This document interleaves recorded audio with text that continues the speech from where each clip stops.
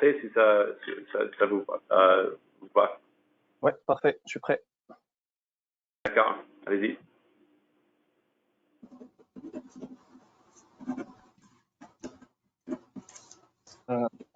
J'y vais. Allez-y. Donc, bonjour tout le monde. Je vous remercie d'être là aujourd'hui avec nous. Donc, je vais commencer par présenter Montréal in Vivo, puis donner un peu de contexte par rapport à ce webinaire. Donc, Montréal in Vivo, c'est la grappe des sciences de la vie et technologies de la santé dans le Grand Montréal. On représente plus de 600 entreprises et organisations dans le secteur. On est un organisme de développement économique à but non lucratif. Notre but, c'est de stimuler l'innovation, la compétitivité et la croissance des entreprises. On travaille sur plusieurs axes dans le développement des entreprises, le développement de talent et aussi la recherche et l'innovation. Et dans le cadre de l'un de nos chantiers, il y a M. Stéphane Barakev, qui est le responsable des affaires réglementaires, ou plutôt Market Access, l'accès au marché, puis l'affaire gouvernementale chez Alexian, qui a proposé de partager l'information relative aux nouvelles mesures fédérales de contrôle des prix des médicaments aux chercheurs publics pour les informer de cet enjeu-là. Donc, on a contacté 360 pour nous organiser ce webinaire. Donc, nous avons aujourd'hui avec nous Bill Dempster et Joanne Chambers de 360 Public Affairs qui vont se charger d'animer le webinaire.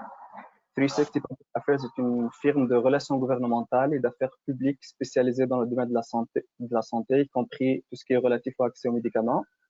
Bill Dempster est directeur général de 360. Il est avocat de formation et travaille dans le secteur des sciences de la vie et les politiques de la santé depuis près de 20 ans. Pour Joanne Chambers, c'est la présidente de 360. Également, elle est avocate de formation. Elle a travaillé dans un cabinet d'avocats, puis elle a travaillé plus de 10 ans au gouvernement fédéral, y compris au ministère de la Justice, avant de joindre 360 il y a plus de 5 ans. Donc, avant de passer rapidement la parole à Bill et Joanne, je remercie tous les conférenciers qui sont présents aujourd'hui avec nous, les participants également.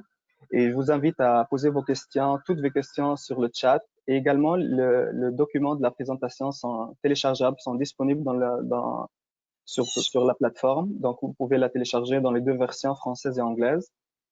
Donc, voilà, c'est mon pitch. Elle était rapide. Et je passe la parole sans plus tarder à Bill et Joanne. À vous. Oui, merci Baha et merci aussi à Montréal in Vivo d'avoir organisé ce webinaire et merci à tous ceux qui sont sur l'appel de prendre le temps de nous entendre sur ce sujet. Les mesures fédérales de contrôle des prix des médicaments est un enjeu sur lequel on a beaucoup travaillé au cours des 3 dernières années avec différents intervenants à travers le Canada. Et c'est un enjeu qui est important car ces mesures vont avoir et ont en fait déjà des effets négatifs sur l'accès aux médicaments et l'écosystème de recherche en santé partout au Canada, y compris au Québec. Avant qu'on commence, je voulais mentionner quelques petites questions logistiques. Je pense que Baha a déjà mentionné un couple de ça, mais je vais répéter. On va garder du temps à la fin de la présentation pour répondre aux questions ou vos commentaires. Je vous invite à utiliser le panel questions et merci un couple de vous d'avoir testé déjà, ça marche bien. Et vous pouvez écrire vos questions au fur et à mesure qu'elles vous viennent à l'esprit dans la boîte. N'hésitez pas de mettre pendant qu'on est en train de discuter ou avoir la présentation. You can write them in French or English, and we'll do our best to respond in the language of the panelists' choice. La présentation va se faire en français. La discussion qui suivra avec nos invités se passera en fait dans les 2 langues. Et je tiens aussi à mentionner qu'une copie, comme Baha a mentionné, c'est dans les handouts. Il y a 2 sur 5 en bas et vous pouvez télécharger soit en anglais ou en français. Malheureusement, il y a un couple de diapos qui ne sont pas inclus, mais demain, quand vous recevrez un rappel de ça, on va vous envoyer un lien pour tous les diapos. Il y a un couple qui sont arrivés un peu plus tard aujourd'hui. Aujourd'hui, vous allez entendre différentes perspectives sur la réforme fédérale et ses effets. Et j'aimerais donc commencer par vous présenter les invités qui vont nous partager leur point de vue sur cette question. Nous avons d'abord avec nous Gail Ouellette, avec qui j'ai connu, collaboré ou travaillé depuis, je ne sais pas quand, on était ensemble pour le comité de la santé, plus que 10 ans, c'est sûr. Gail est présidente du conseil d'administration du regroupement québécois des maladies orphelines. Et en plus d'avoir cofondé cette organisation, elle est aussi généticienne et conseillère en génétique. We also have with us Dr. Angela Genge. Dr. Genge, as many of you probably know, is a neurologist and an associate professor at the Department of Neurology and Neurosurgery at McGill University. Angela is also director of the ALS Clinic and the Clinical Research Unit at the Montreal Neurological Institute and Hospital. Jennifer Chan se joint également à nous pour la discussion. Jennifer est la vice-présidente des politiques et affaires externes pour Merck Canada et est aussi membre du conseil d'administration du Consortium québécois sur la découverte du médicament et membre du comité directeur d'Oncopol. Et je tiens à mentionner que Jennifer était très impliquée dans les discussions entourant la réforme fédérale des prix des médicaments, mais aussi dans la question de comment relancer l'économie et les sciences de la vie au niveau fédéral et provincial. En fait, Jennifer a parti sa carrière dans un laboratoire comme dans la recherche et les cliniques. Et avant de lancer la discussion avec nos invités, nous allons d'abord commencer avec une présentation sur les mesures fédérales et je cède donc la parole à ma collègue Joanne Chambers qui va vous présenter les grandes lignes de la réforme. Joanne. Merci Bill, puis merci encore une fois à Montréal In Vivo de nous donner l'occasion de présenter sur les nouvelles mesures fédérales. On a fait beaucoup de présentations sur le sujet au cours des dernières années, mais on a eu moins la chance de le faire avec les intervenants du Québec. Donc, je suis particulièrement contente de vous parler aujourd'hui de ces nouvelles mesures fédérales-là, parce que bien que ce soit des mesures fédérales, elles vont avoir des répercussions sur l'ensemble du Canada. Puis ça comprend le Québec. Donc, voici un aperçu de ma présentation aujourd'hui. Je vais commencer par vous parler un peu en mettant les choses en contexte. Je vais vous expliquer le parcours que doivent suivre les nouveaux médicaments avant d'être remboursés au Québec. Ensuite de ça, je vais vous expliquer un peu en quoi consiste le conseil d'examen du prix des médicaments brevetés, qu'on appelle aussi le CEPMB, ou certains d'entre vous sont peut-être plus familiers avec l'acronyme en anglais qui est le PMPRB. On va ensuite vous présenter les grandes lignes de la réforme fédérale.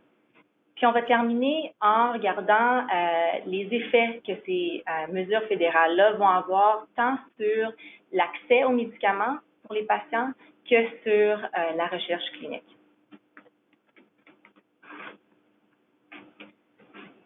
Donc ici, vous pouvez voir un infographique qui illustre le parcours que les médicaments doivent suivre avant d'être accessibles aux patients. Puis, comme vous pouvez voir, ça commence en haut avec Santé Canada. Donc, un fabricant va déposer une demande d'approbation auprès de Santé Canada avant de faire commercialiser son produit sur le marché canadien. Ce que Santé Canada va faire, c'est qu'il va évaluer le médicament pour voir son efficacité, sa qualité, puis son innocuité. Et si le médicament est approuvé par Santé Canada, on voit alors que le parcours divise en deux. Donc, du côté gauche, vous avez le parcours que doit suivre un médicament avant d'être remboursé par le régime public d'assurance médicaments du Québec. Puis, vous pouvez voir que ça comporte quand même beaucoup de paliers, donc c'est beaucoup plus long et plus complexe. Puis, du côté droit, vous avez le parcours que doit suivre un médicament avant d'être remboursé par un régime privé d'assurance médicaments. Puis, on a illustré ce parcours-là avec un escalier roulant parce que généralement, c'est beaucoup plus rapide et plus simple avant d'être remboursé. Si on commence avec le parcours à gauche, juste pour vous expliquer un peu les paliers que doivent suivre les médicaments. Après d'avoir été approuvés par Santé Canada, c'est l'évaluation des technologies de la santé. Puis ça, au Québec, c'est la responsabilité de l'Institut national d'excellence en santé et en services sociaux, donc l'INES. L'INES va évaluer le médicament afin d'émettre une recommandation au ministre de la Santé, à savoir si le médicament devrait être remboursé ou non. Ce que l'INES va faire, c'est qu'il va évaluer le médicament en le comparant à d'autres thérapies. Puis ils vont regarder plusieurs critères, dont la valeur clinique du médicament et sa valeur au niveau économique. Si l'INES recommande que le médicament soit remboursé, ensuite de ça, on procède à la troisième étape. C'est là que le Québec, généralement, va négocier le prix du médicament par l'entremise de l'Alliance pan-canadienne pharmaceutique, ou l'APP. Et puis là, les termes qui vont être négociés, c'est les termes de remboursement. Ça comprend le prix.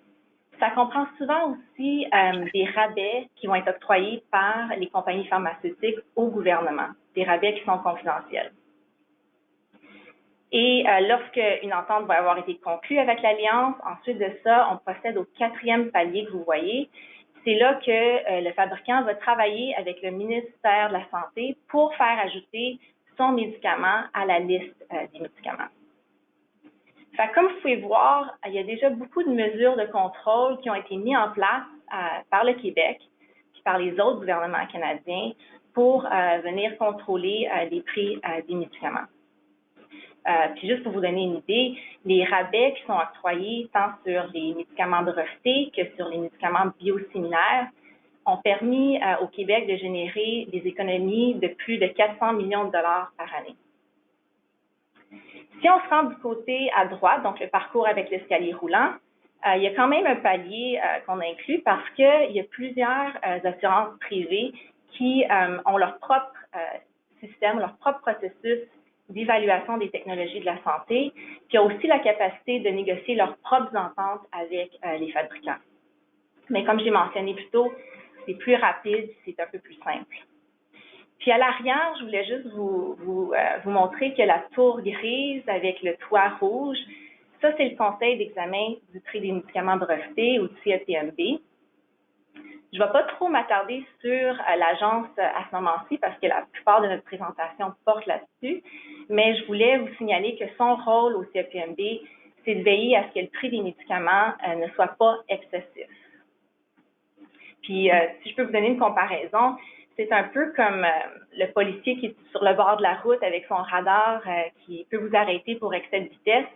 Mais de la même manière, le CEPMB peut intervenir s'il juge que les prix ont été excessifs au niveau des prix des médicaments.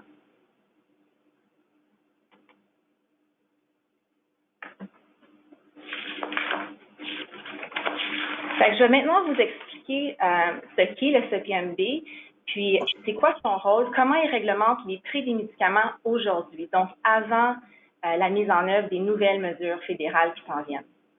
Fait que le CEPMB, c'est une agence fédérale de réglementation.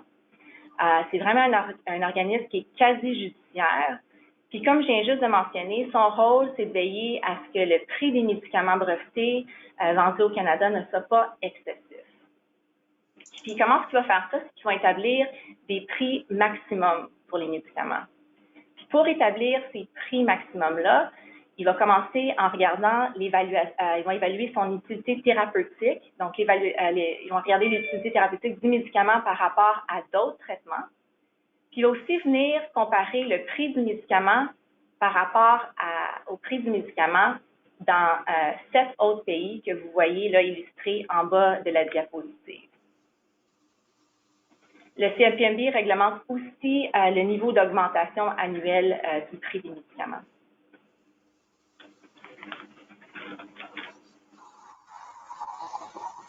Fait que le gouvernement fédéral a modifié sa réglementation sur le prix des médicaments au mois d'août dernier, donc en 2019, mais les mesures ne sont pas encore en vigueur. Elles vont entrer en vigueur le 1er janvier 2021.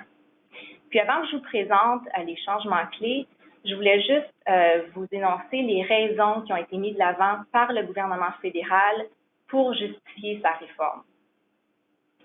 Donc, la première raison qu'on entend souvent, c'est que le gouvernement fédéral veut mettre en place cette réforme-là parce que c'est une première étape par la mise en œuvre d'un régime national d'assurance médicaments. Fait que leur vision, c'est qu'ils veulent venir réduire les prix des médicaments pour ensuite mettre en place ce régime national-là. Par contre, on sait qu'il y a beaucoup de provinces qui ne sont pas trop intéressées par ce régime national-là, y compris d'ailleurs le Québec. Une autre raison qui a été soulevée pour justifier la réforme, c'est qu'il y a une augmentation du nombre de médicaments plus coûteux. C'est vrai qu'il y a une tendance au cours des dernières années vers des médicaments qui sont plus spécialisés, qui sont souvent plus personnalisés, donc basés sur le profil génétique des patients. Puis on observe dans ces cas-là que souvent le prix par patient peut être plus élevé, mais on parle de populations de patients qui sont généralement beaucoup plus petites. Puis on parle aussi souvent de thérapies qui sont curatives. Puis finalement, une dernière justification qui est mentionnée, c'est le prix élevé des médicaments de recyclage au Canada comparativement à d'autres pays. Puis ce qui est important de mentionner ici quand on parle de données qui sont utilisées par le gouvernement fédéral ou le CEPMB, c'est que ce sont des données basées sur les prix courants, donc les prix publics. Fait que ça ne reflète pas les rabais substantiels qui sont octroyés par les fabricants, les rabais dont je vous ai parlé un peu plus tôt quand je parlais de l'Alliance pan-canadienne.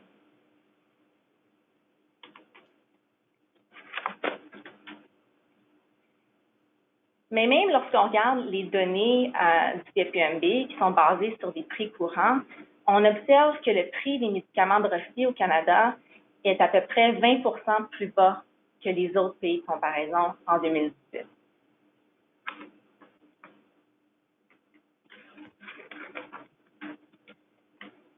Maintenant, je vais vous présenter les grandes lignes de la réforme. C'est une réforme qui est très complexe, très technique. Fait que je vais faire le survol des changements clés. Tout d'abord, comme vous pouvez voir à gauche de la diapositive, on est venu changer l'annexe des pays de comparaison. Fait qu'on est venu enlever les États-Unis puis la Suisse parce qu'on jugeait que les prix étaient trop élevés. On est venu rajouter 6 autres pays où les prix sont un peu plus bas. Donc, la Belgique, Norvège, Japon, l'Espagne, Pays-Bas, puis l'Australie. Puis juste cette modification-là à l'annexe de pays va engendrer une baisse de prix de 20 % pour tous les médicaments au Canada. En plus de cette modification-là à la liste de pays, on est venu aussi ajouter des nouveaux facteurs économiques. Ces des facteurs économiques-là, ils vont surtout s'appliquer aux médicaments spécialisés, donc des médicaments contre le cancer, des médicaments pour les maladies rares. C'est souvent eux qui vont être assujettis à ces nouveaux facteurs-là et donc ils vont subir des baisses de prix les plus grandes. Les 2 facteurs économiques qui ont été ajoutés, c'est premièrement la valeur pharmacoéconomique. Ça, c'est pour les médicaments avec des prix courants de plus de 90 000 $. Puis aussi, on est venu ajouter le facteur où on va venir ajuster en fonction de la taille du marché. Donc ça, c'est des réductions supplémentaires pour les médicaments qui ont des ventes de plus de 50 millions de $. Fait que quand on tient compte des modifications de l'annexe et les nouveaux facteurs économiques, en bout de ligne, pour plusieurs médicaments spécialisés, ce qu'on va voir, c'est des baisses de prix de plus de 50 %.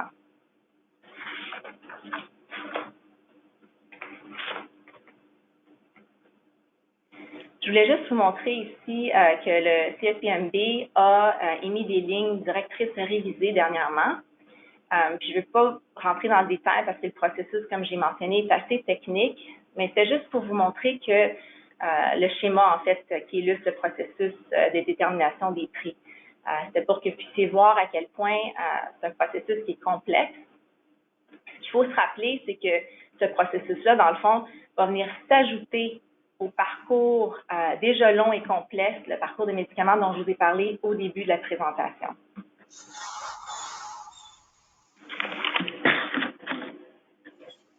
Maintenant, pour ce qui est des effets de la réforme.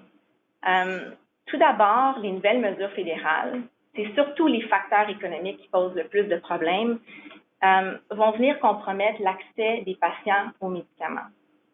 Ça, c'est parce qu'on prévoit qu'il y a plusieurs fabricants qui vont prendre la décision de ne pas lancer leurs médicaments ou qui vont décider de retarder le lancement des médicaments à cause des nouvelles mesures fédérales. Puis il y a beaucoup de raisons qui expliquent ça. Je vous les ai mentionnées ici sur la diapositive. Premièrement, c'est une question d'incertitude. Les nouvelles mesures qui ont été mises de l'avant créent beaucoup d'incertitudes. Les fabricants ne savent pas vraiment à l'avance quel prix va être acceptable pour le CEPMB, quel prix ils vont pouvoir charger avant de commercialiser leurs médicaments. Ça, c'est parce qu'à cause des nouvelles formules qui ont été mises de l'avant, les tests, il y a beaucoup de place à la subjectivité, puis beaucoup de place aussi à la discrétion des employés du CEPMB lorsqu'ils viennent évaluer ou déterminer les prix maximum. L'autre chose, le deuxième point, c'est que ça va entraîner des niveaux de réduction substantielle au niveau des prix des médicaments.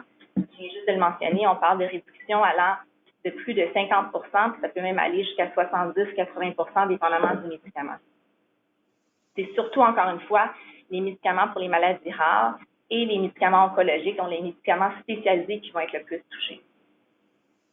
Troisièmement, le Canada, c'est un pays de référence direct et indirect pour d'autres marchés en matière de prix. Ça veut dire que si les prix sont trop bas au Canada, les fabricants pourraient être réticents à venir commercialiser leurs médicaments ici parce qu'ils ne devraient pas venir affecter ou réduire leurs prix dans des marchés qui sont peut-être plus grands que le Canada, comme par exemple la Chine.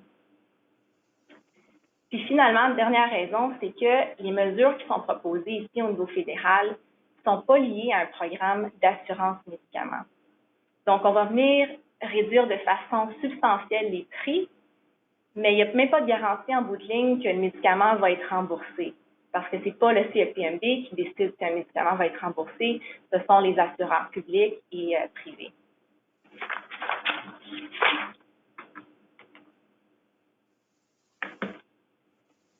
Il va ici y avoir des effets négatifs sur l'ensemble de l'écosystème de la recherche.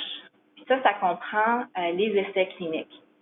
Ça, c'est parce que les fabricants vont hésiter à investir puis à mener des essais cliniques dans un pays s'ils ne pensent pas qu'il y a une opportunité de commercialiser leurs médicaments.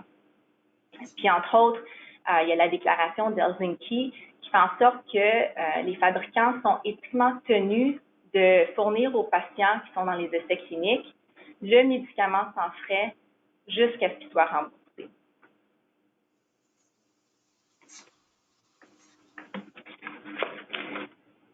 Il y a un sondage d'ailleurs qui a été mené en début d'année avec auprès de 36 sociétés pharmaceutiques pour leur demander qu'est-ce qu'ils pensaient que ce serait, quel effet qu'ils penseraient que la réforme aurait sur différents aspects. Puis comme vous pouvez voir ici, les résultats du sondage, on voit que 97 d'entre eux pensent qu'il va y avoir des effets négatifs sur le lancement de produits, donc sur la commercialisation des médicaments et vaccins au Canada. Il y a aussi 70 qui pensent que ça va venir avoir des effets négatifs sur les programmes d'accès compassionnel. 91 croient que ça va affecter la recherche clinique. Et 73 pensent qu'il va aussi avoir des répercussions négatives sur les programmes de soutien aux patients. Puis ce qu'on réalise dernièrement avec des études qui viennent juste d'être menées, c'est que malheureusement, les effets qui avaient été anticipés commencent à se matérialiser. Donc, ce que vous pouvez voir ici, c'est une recherche qui a été menée par IQVIA, qui est un leader mondial en matière de données et d'analyse dans le domaine de la santé.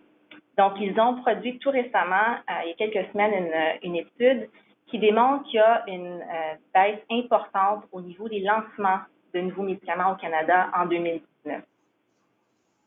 Fait, comme vous pouvez voir sur cette diapo, sur le graphique, on est passé de 22 lancements en 2018, puis ça a chuté à 13 lancements seulement en 2019. Ça, c'est malgré l'augmentation globale de lancements dans le reste du monde.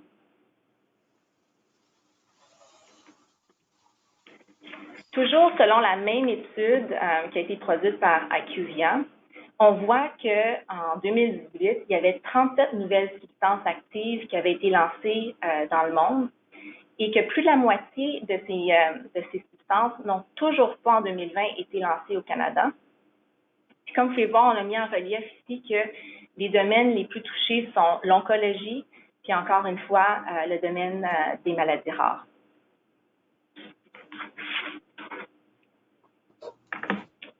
On remarque aussi déjà une baisse au niveau des essais cliniques. Donc, il y a une étude qui a été faite par le Canadian Health Policy Institute qui démontre que le nombre d'essais cliniques enregistrés entre le mois de novembre 2019 puis la mi-mars 2020 a chuté en fait de 52% par rapport au nombre moyen d'essais cliniques enregistrés pour la même période dans les 6 années précédentes.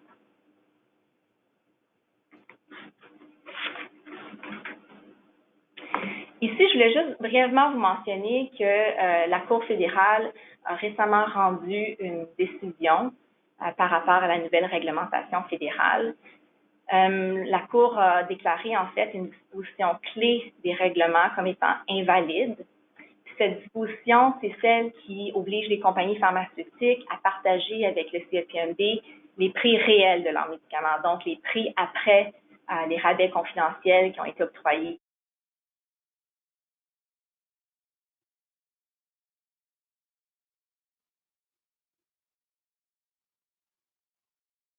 Je ne pense pas que ça va avoir d'effet sur le contenu de leur nouvelle ligne directrice. Mais nous, on voit mal comment le CEPMB pourra aller de l'avant avec la mise en œuvre des facteurs économiques sans avoir accès au prix réel des médicaments.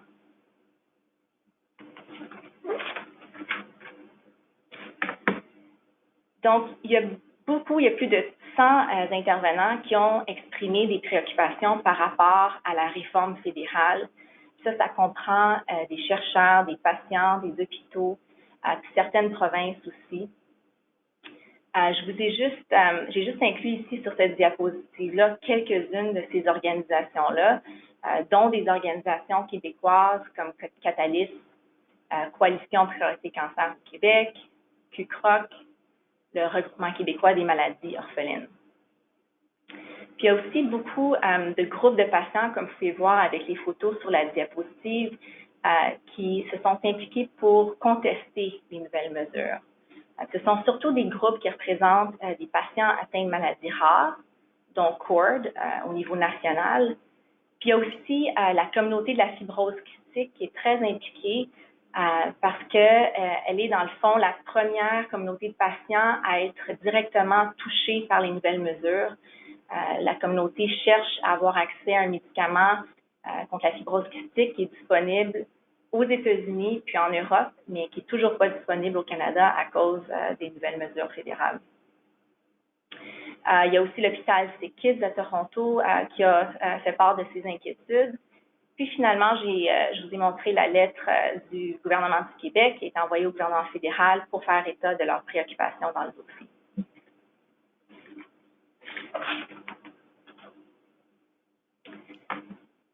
Donc, je vais juste terminer en soulignant qu'il y a différentes façons de partager ou de faire valoir vos perspectives sur la réforme du CEPMB si vous êtes intéressé. Premièrement, il y a le CEPMB qui mène actuellement des consultations sur la nouvelle ligne directrice. Puis la date limite pour soumettre des commentaires, c'est le 4 août. J'ai indiqué ici sur la diapositive la façon dont vous pouvez soumettre vos commentaires. Puis, il y a aussi, par exemple, ça c'est au niveau du CEPMB, mais vous pouvez aussi faire valoir vos perspectives auprès des élus, tant au niveau fédéral qu'au niveau provincial. Donc, les élus, ça comprend vos députés, ministres de la Santé, ministres de l'Économie et de l'Innovation, parce que c'est vraiment au niveau politique qu'ils vont avoir le pouvoir ou du moins de l'influence pour faire changer ces nouvelles mesures-là.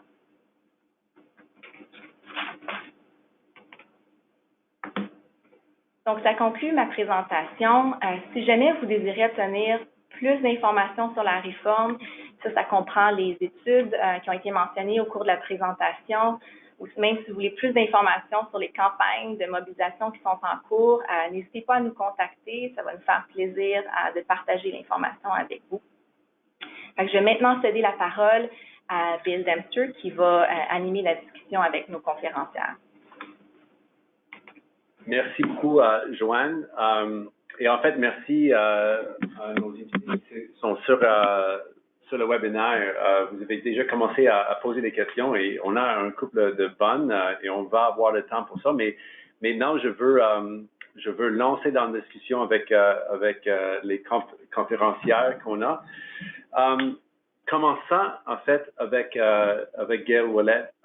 Gail, pourrais-tu nous parler des incidences que la réforme pourrait avoir sur l'accès aux nouveaux médicaments et les patients atteints de maladies rares? Et je sais que on a un couple de diapos de plus pour vous. Il faut juste me dire avancer quand vous êtes prête pour moi avancer. Je passe la parole à Gail Ouellette. Oui, merci de m'avoir invité sur le panel. C'est sûr qu'on est toujours préoccupé dans la communauté des maladies rares et orphelines parce que déjà, il y a peu de médicaments pour les 7-8 000 maladies rares. Et on sait que déjà, et puis je pourrais vous montrer là, par la diapo, c'est toujours autour de 50-60% seulement des médicaments qui entrent au Canada, entre autres ceux qui sont approuvés par la FDA. Donc, avant, je voulais présenter le RQMO. Pour ceux qui ne nous connaissent pas, si tu peux reculer, Bill. Donc, le RQMO, on fête nos 10 ans cette année.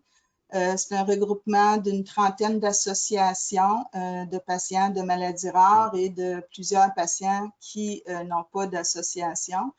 Notre service principal, c'est le Centre IRAR, qui est un centre d'information et soutien pour toute maladie rare et même maladie non diagnostiquée. Faisant partie de notre mission, c'est évidemment la sensibilisation dans la population puis dans le milieu médical par rapport aux maladies rares, diffuser de l'information sur les enjeux, sur la recherche et on fait aussi évidemment un plaidoyer social pour une stratégie maladie rare.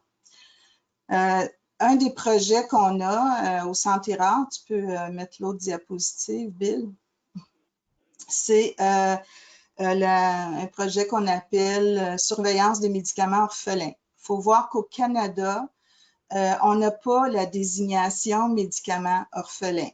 Donc, ces médicaments-là tombent sous, en arrivant à Santé Canada avec tous les autres médicaments.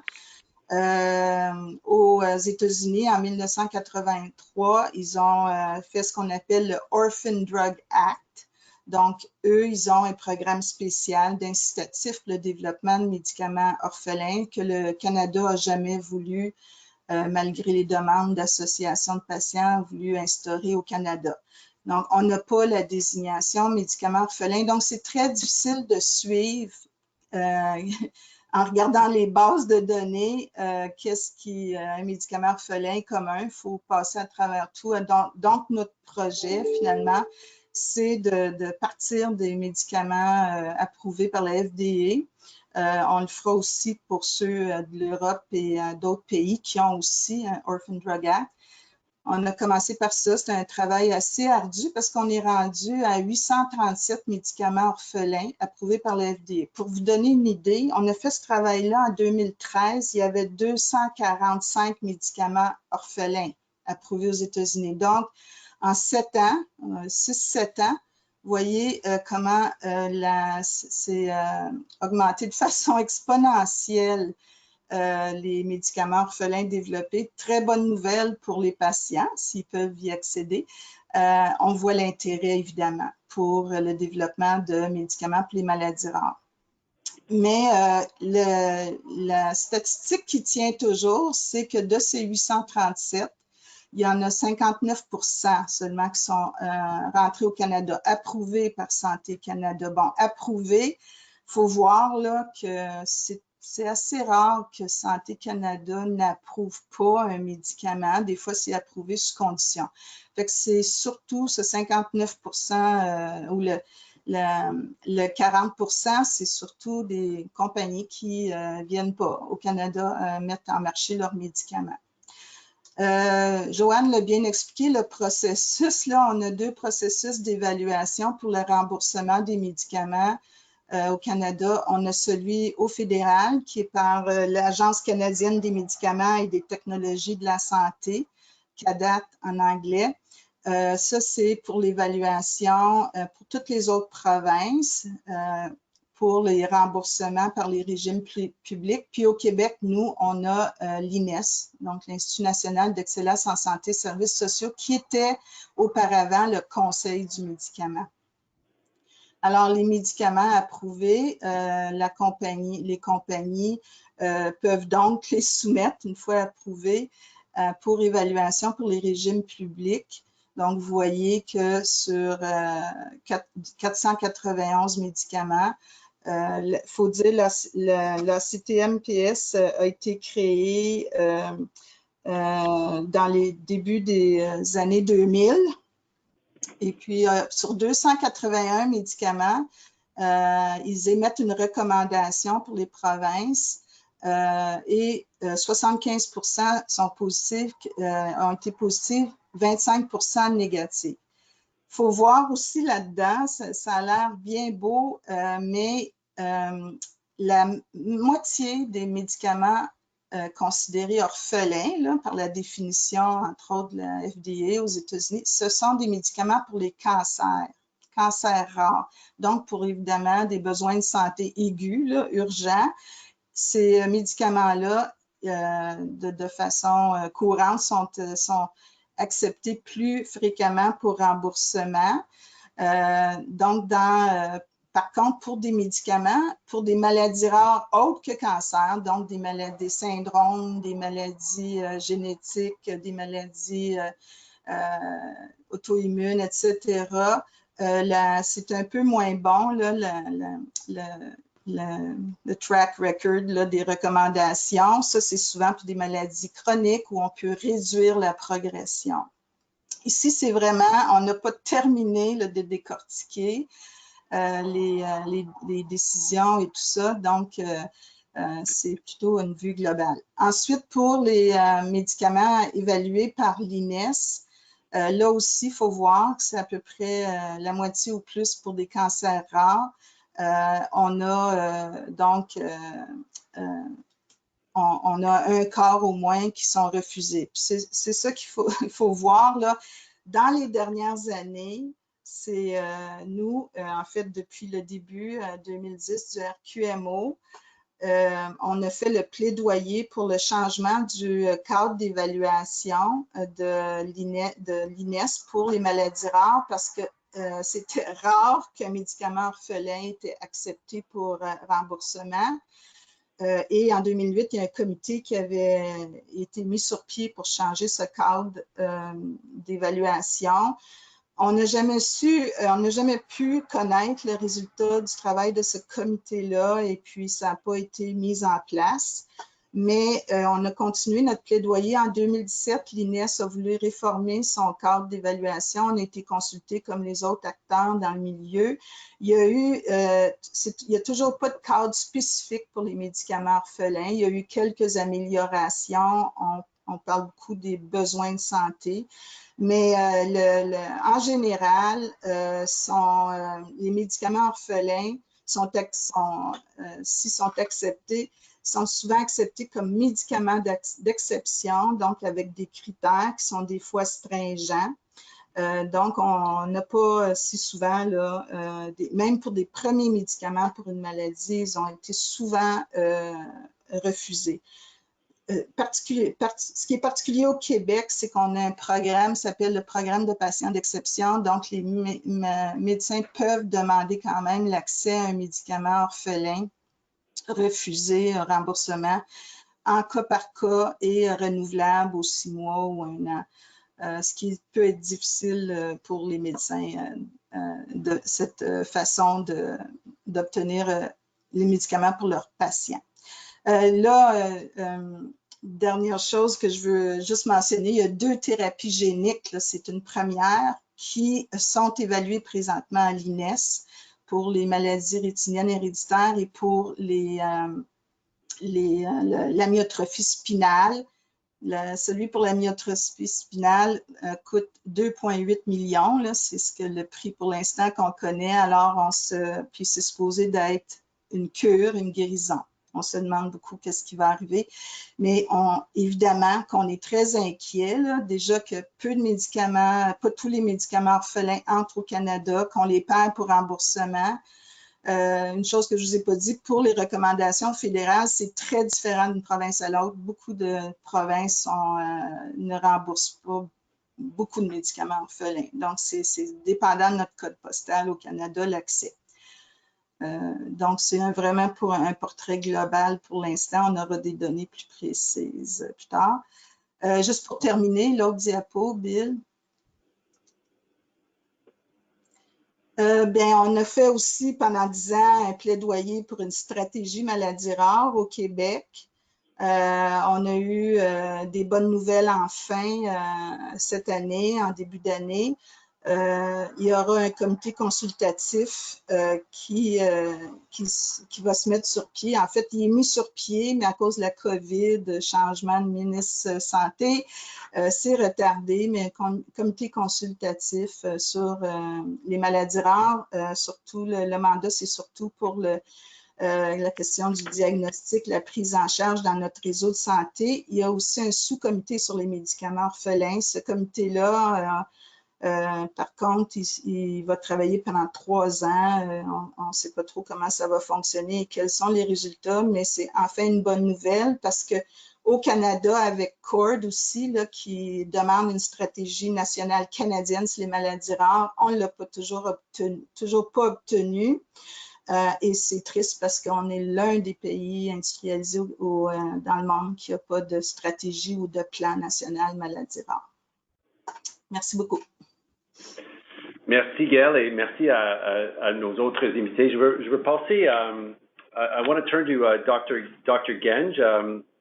As a clinician, what impacts do you think will happen? I mean, Gail gave us a good walkthrough in terms of some numbers and how the U.S. is getting over 800 orphan medicines. Canada is already getting just over 50%, and then the numbers get smaller as it comes down to the patient.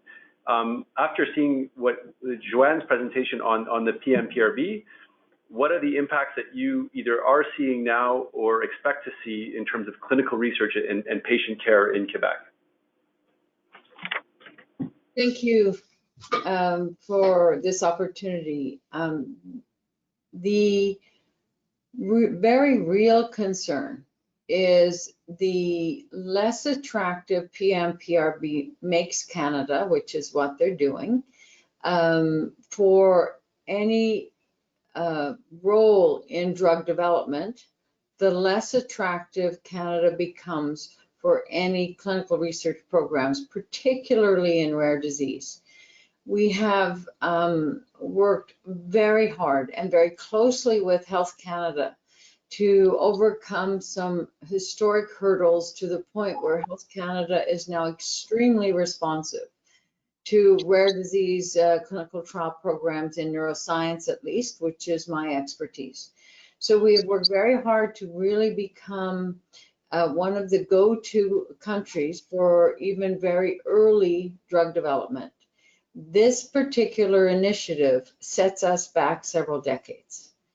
This to create a scene in which, a situation in which at the end of drug development,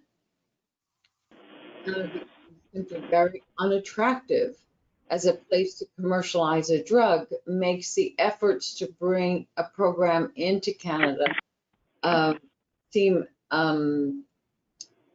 underwhelming, or the amount of work it takes to open up in a country. There's no justification for it if at the end of the development program that takes minimum of 3, usually 5, maximum of 7 years, you're not going to actually bother to market your designer drug in Canada.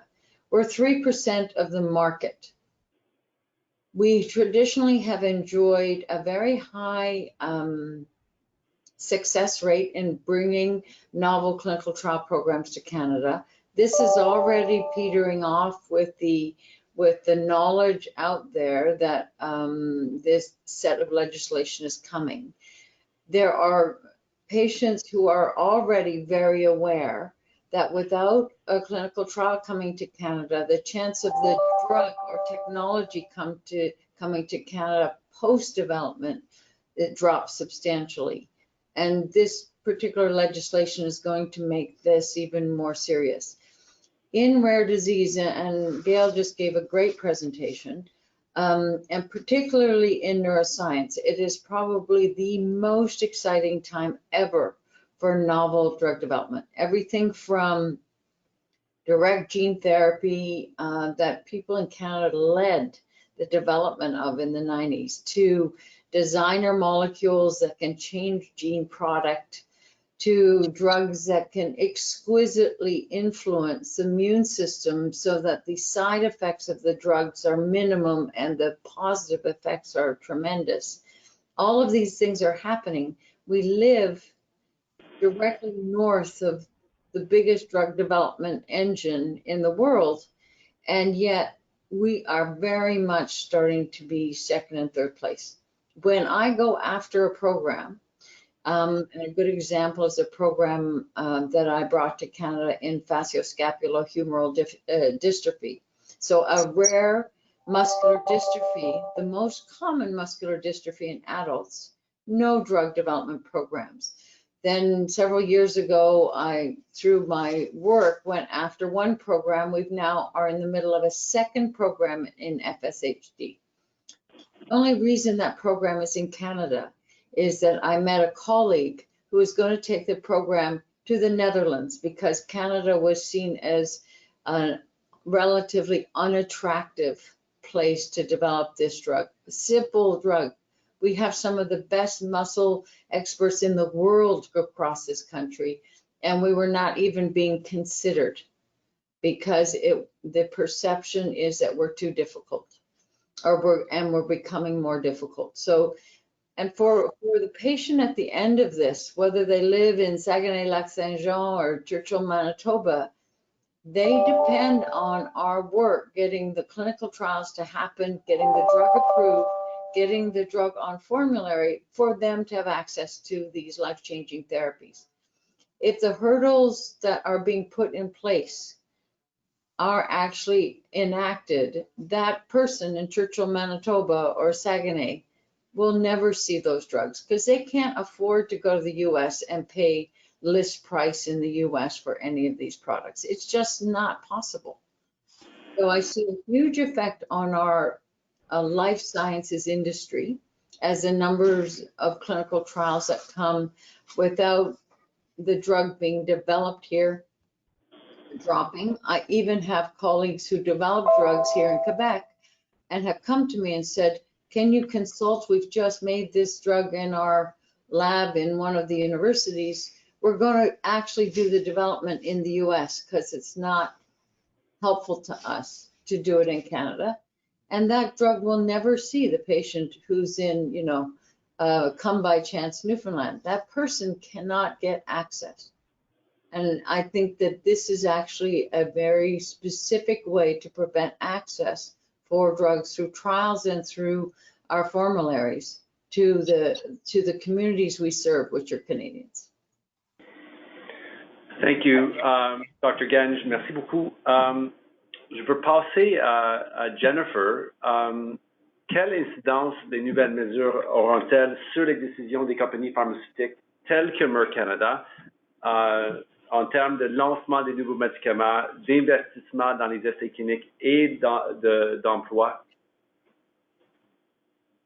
Premièrement, merci pour l'invitation à ce panel. Alors, pour la réforme du CEPMB, en particulier, les nouveaux facteurs économiques présentent deux grands problèmes très importants pour le secteur biopharmaceutique. Premièrement, la réforme va exiger des réductions de prix substantielles pour un grand nombre de médicaments et de vaccins, y compris ceux qui sont les plus innovants. Comme mentionné dans la présentation de Joanne, puis Dr. Genge, puis Gail, nous prévoyons des réductions de plus de 50% pour ces produits. Alors, il faut aussi se rappeler que le Canada représente seulement 2 à 3% du marché mondial. Et la réforme du CEPMB va venir ratisser davantage sa part du marché.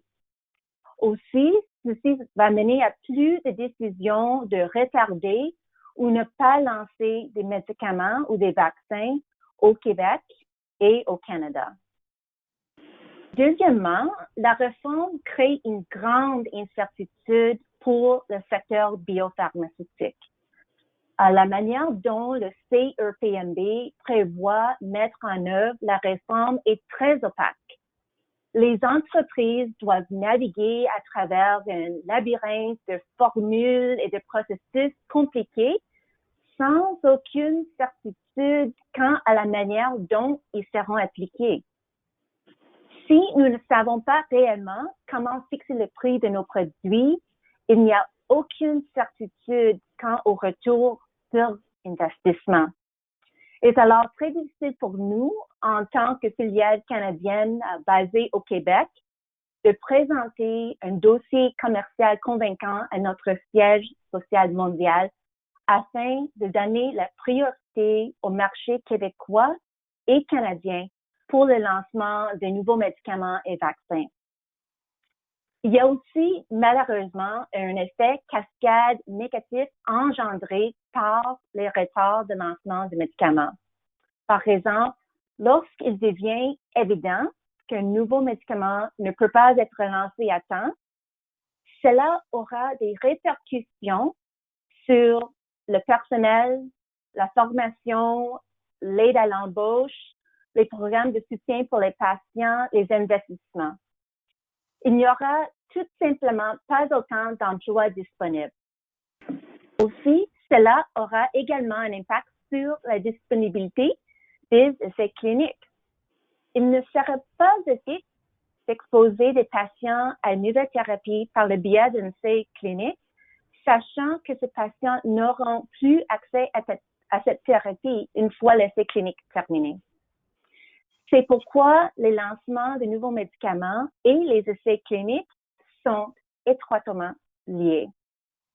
Nous avons déjà observé, comme on a vu dans la présentation de Joanne, une baisse marquée au niveau des lancements de nouveaux médicaments et des essais cliniques en 2019.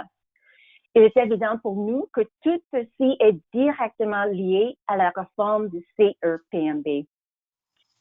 De plus, la pandémie COVID-19 qui sévit actuellement a aussi ralenti le lancement de nouvelles recherches cliniques autres que celles liées à la COVID-19.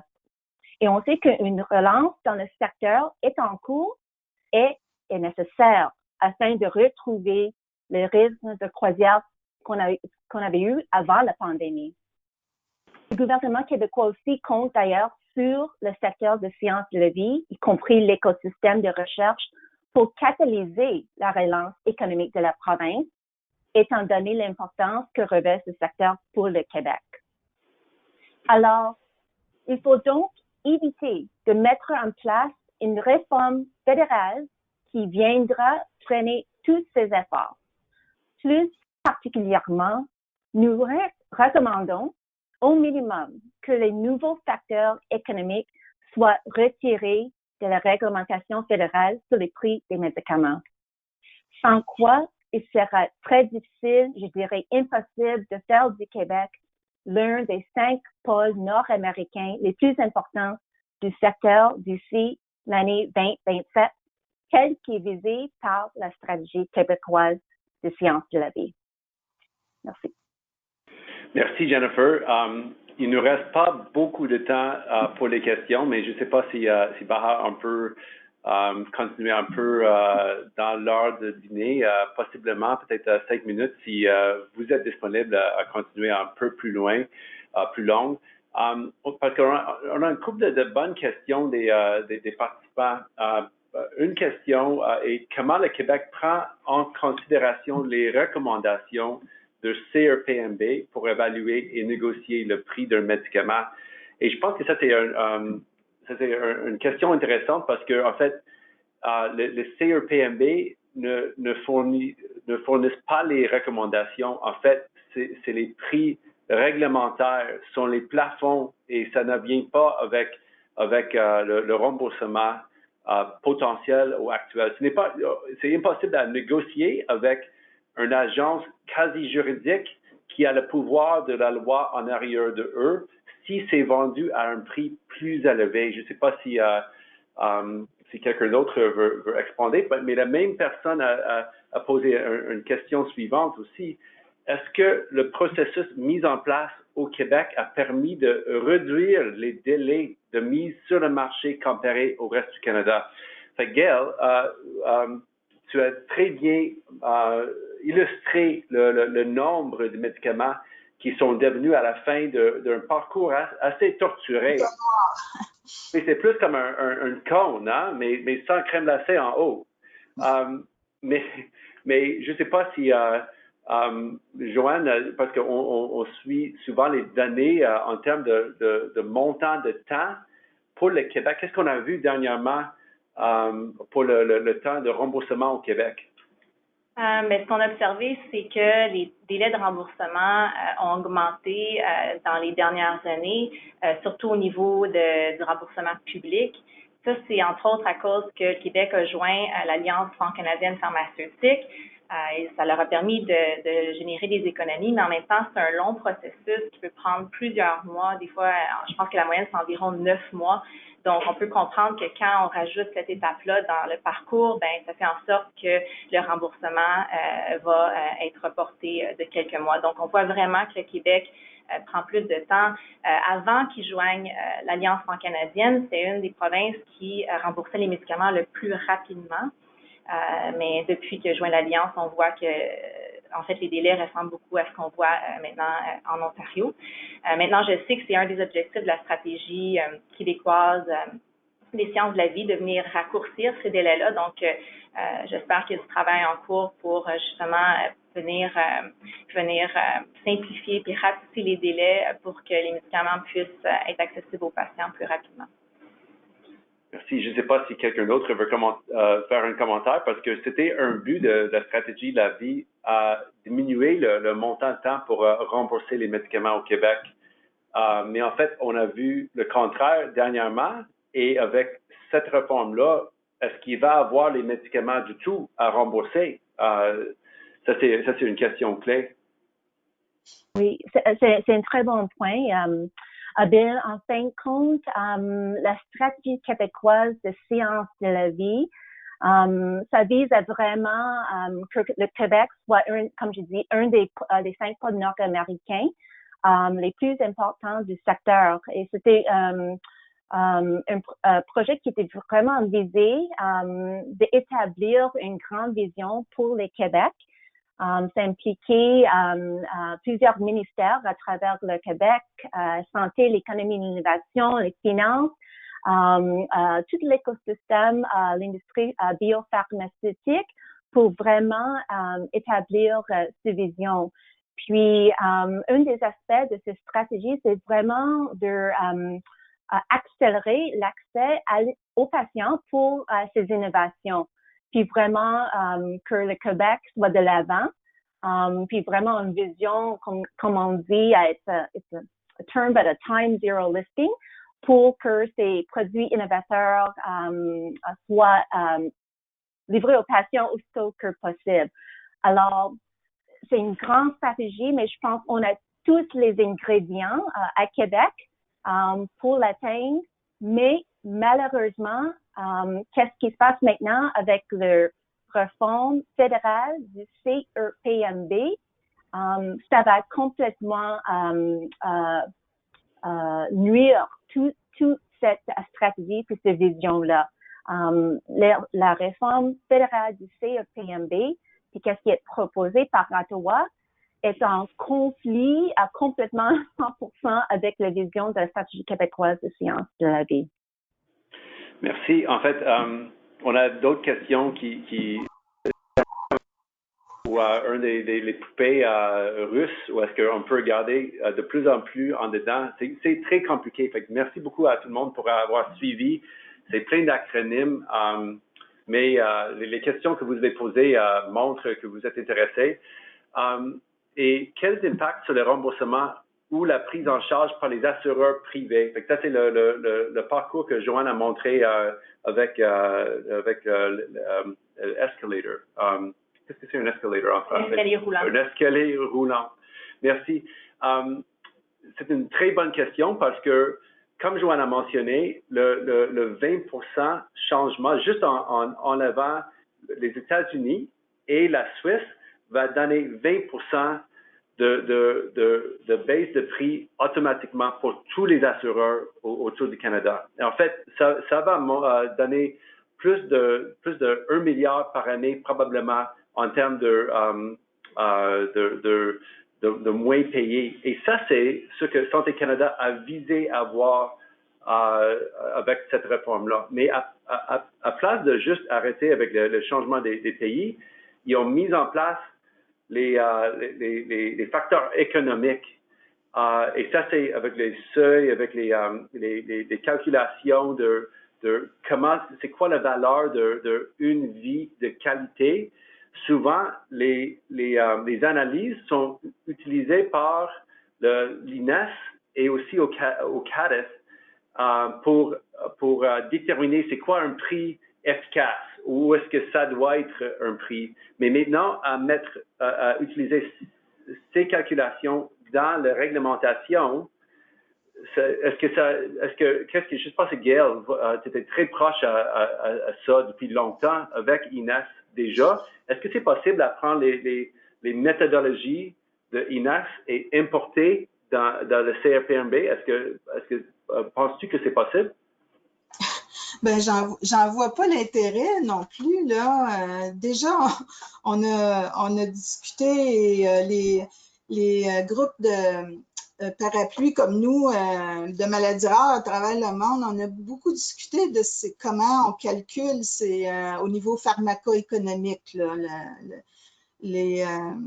pour les médicaments. Donc, l'INES, là, une fois qu'ils ont accepté la valeur thérapeutique, tous les calculs pharmaco-économiques, ça a souvent été contesté. Ils utilisent les QALY.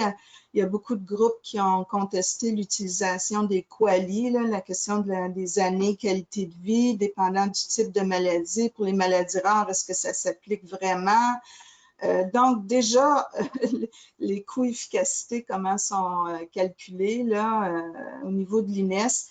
On a même eu, malheureusement, là, une période, ils ont arrêté de le faire, là, je crois, mais où l'INES comparait là, si on payait tel médicament pour tant de patients ou un patient au Québec pour une maladie rare, parce que des fois, c'est 200 000 $ par année à vie, mettons, ou mettons que c'est dans ces prix-là, ben, on disait qu'on enlevait 10 infirmières, soins à domicile. C'était très inapproprié, nous, on trouvait moralement. Fait que déjà, la façon que c'est fait par les agences d'évaluation de technologie, on se demandait toujours si c'était la bonne façon. Mais c'est ça, c'est que le CEPMB maintenant fasse ça, je pense que ça n'a aucun intérêt, ça ne devrait pas se faire. En plus, c'est que ces analyses pharmaco-économiques-là, il y a beaucoup de variations. Donc, c'est pas juste un point, c'est une marge, un paramètre. Puis, lorsque l'INES fait son travail, c'est une recommandation. Donc, les payeurs publics utilisent ça dans leurs négociations. Puis, il y a des pourparlers avec les fabricants pour voir sur quel prix ils pourraient s'entendre.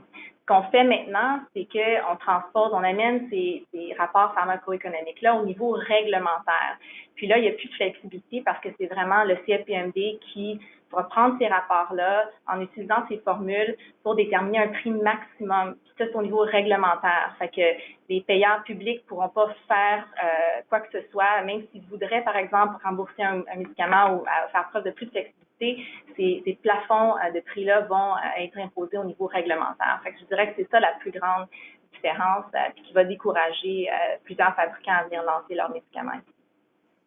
Je pense qu'on va parler de juste 2 dernières questions parce que c'est où est-ce qu'on va de maintenant? Et une des questions ou les commentaires, c'était est-ce que combien de prix étaient déjà diminués grâce à la CRPMB? En fait, aucun prix était baissé à date parce que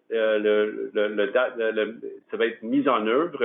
Les règlements vont être en effet que le 1er janvier 2021.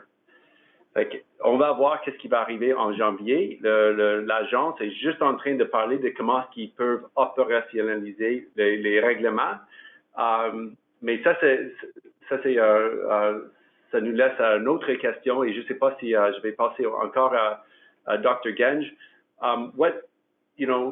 What can people do about this to reverse it? And I'll just say that, as Joanne mentioned, this was an opportunity, and thank you, Montréal en Vivo, for the chance to explain what's happening mainly to researchers in Quebec, because just based on the questions that are coming forward, there's a lot of interest in knowing how this works, how this isn't working, and what the effects are. But where could or should researchers sort of make this known? I don't know if Dr. Genge, you have any thoughts on that or suggestions, or where like who are you talking to about this besides us? Well, I think we need to push back on the proposed legislation, and I think volume is important. The groups have been quite organized in terms of writing responses to the public call, but I also think individuals, researchers, patients individually should all be voicing their opposition in writing as quickly as they can. And I also think they should be doing it through their federal ministers of parliament. This is a problem for every Canadian. It may be that we see it because we have a window on the future of drug development, so we can see the effect early, but this problem will eventually hit every Canadian. Whether you develop a cancer, whether you develop a rare disease, whether you are Marielle Bélanger or a fisherman in Newfoundland, you will be affected by this legislation when you cannot get the latest therapy that can change your life. So I think everyone. I don't think this is for the elite few to make statements. I think it's for everyone to bring this up. Mais je pense qu'avec ça, merci beaucoup. Ça, c'est un bon point, peut-être à repasser le micro à Baha pour fermer la discussion, mais juste de notre part de 360, merci beaucoup pour l'opportunité de partager un peu avec vous et à nos panélistes de nous avoir montré comment est-ce que ça a déjà commencé à vous impacter, puis quoi faire là-dessus. Où est-ce qu'on va dans le futur? C'est pas juste aujourd'hui, c'est demain. Baha, est-ce que vous pouvez fermer la discussion avec un groupe de monde? Oui, certainement. Donc, il me reste que réitérer mes remerciements à tous les participants qui ont vraiment participé à la réussite de ce webinaire. Donc, je remercie 360 pour organiser le tout, à nos conférencières pour leur rapport et leur disponibilité, à tous les participants pour leurs questions et leur disponibilité aussi, leur interaction. Puis pour finir, n'hésitez pas à poser vos questions. Montréal en Vivo est toujours à l'écoute de tous les acteurs des sciences de la vie. Puis c'est ça. Donc merci à tous. Puis bonne fin de journée. Merci. Bye bye. Au revoir. Au revoir.